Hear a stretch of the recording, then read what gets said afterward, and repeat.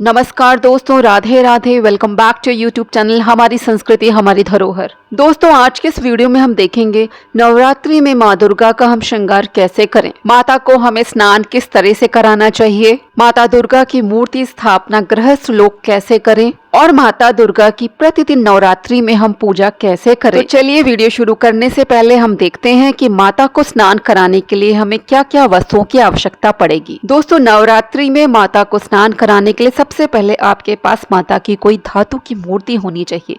या मेरे पास एक अष्ट धातु की माता की मूर्ति है। आपको ध्यान रखना है कि घर पर कभी भी कोई भी मूर्ति बहुत बड़ी नहीं रखी जाती है, छोटी मूर्ति ही रखी जाती है और मूर्ति हर साल बदली नहीं जाती है। जितनी पुरानी मूर्ति होती है उतनी ही अधिक वह प्रभावशाली होती है। तो दोस्तों, यदि आप नई कोई दुर्गा जी की मूर्ति लाए हैं तो उसे भी इसी विधि से, जैसे मैं आपको करके दिखा रही हूँ, उसी प्रकार आप स्नान कराएंगे। इसी तरह से उसमें प्राण प्रतिष्ठा की जाती है। मूर्ति के बाद स्नान कराने के लिए एक शुद्ध पात्र हम यहाँ पर लेंगे। माता को पहनाने के लिए वस्त्र और आभूषण यहाँ पर हम रखेंगे। अंग पोषण करने के लिए शुद्ध वस्त्र रखेंगे। माता को स्नान कराने के लिए पंचामृत की सामग्री रखेंगे। इसमें हमने गाय का कच्चा दूध रखा है, दही रखा है, शक्कर रखी है, शहद रखा है और गाय का देसी घी रखा है। आप ये वस्तुएं अलग अलग भी रख सकते हैं या एक साथ मिलाकर पंचामृत भी रख सकते हैं। गंगा जल भी रखेंगे। हम माँ को हम हल्दी से भी स्नान करवाते हैं, इसलिए हम हल्दी भी रखेंगे। कंधोदक स्नान कराने के लिए यहाँ पे सुगंधित हमने केसर युक्त चंदन रखा है। माँ को हम गुलाब जल से भी स्नान करवाएंगे। मोगरा अथवा गुलाब का इत्र रखेंगे। अब हम स्नान कराने के लिए सर्वप्रथम जिस भी पात्र में स्नान करा रहे हैं उस पर हम सतिया बनाएंगे।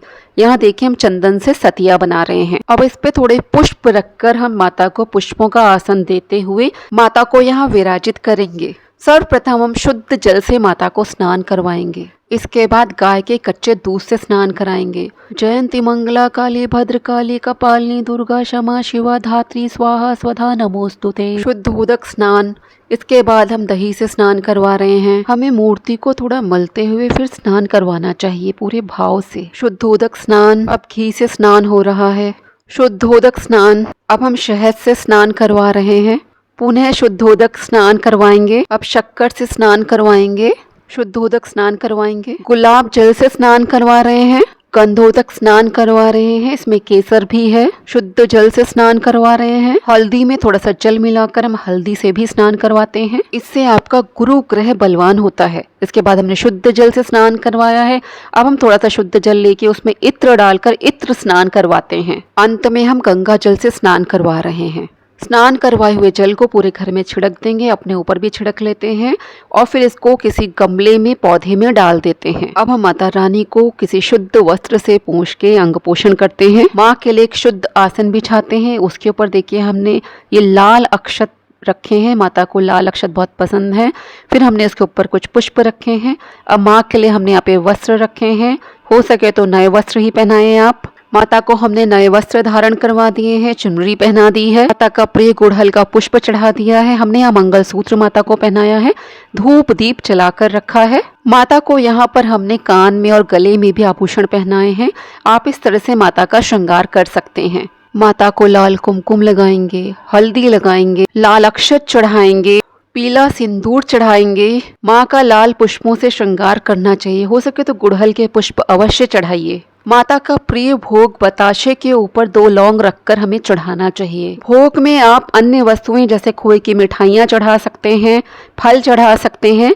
यहाँ मैंने फल भी चढ़ा दिया है। नवरात्रि में माता को पान, लौंग और बताशा अवश्य चढ़ाना चाहिए। कुछ दक्षिणा अवश्य चढ़ा दीजिए। आप नवरात्रि के पहले दिन भी दक्षिणा चढ़ा सकते हैं या अंतिम दिन भी चढ़ा सकते हैं या प्रतिदिन भी चढ़ा सकते हैं। एक शुद्ध लोटे में जल भरकर भी रख दीजिए। अंत में हमें कपूर के ऊपर 2 लौंग रखकर प्रतिदिन नवरात्रि में आरती करनी चाहिए।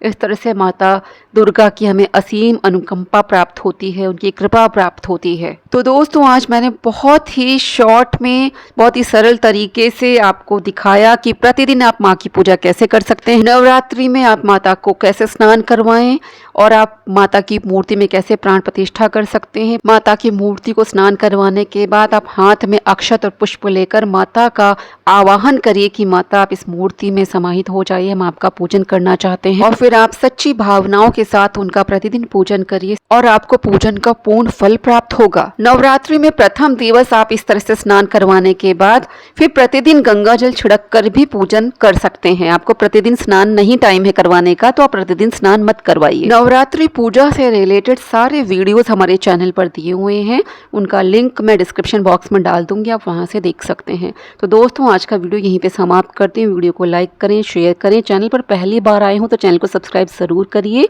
तो मिलती हूँ आपसे किसी अन्य वीडियो के साथ, तब तक आप लोग अपना ख्याल रखिए। जय श्री कृष्णा, जय श्री राधे।